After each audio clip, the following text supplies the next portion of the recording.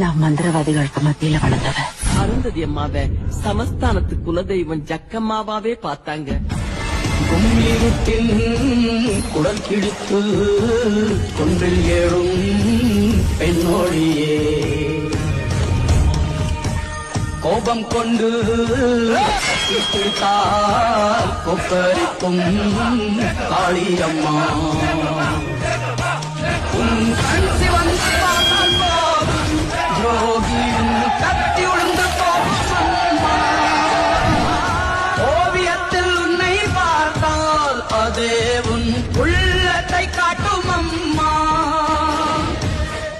நல்ல ஞாபகம் இருக்கட்டும், இது ஏன் சமஸ்தானம். ஜக்கம்மா மாயம்மா திக்கம்மா நீயம்மா ஜக்கம்மா ஜக்கம்மா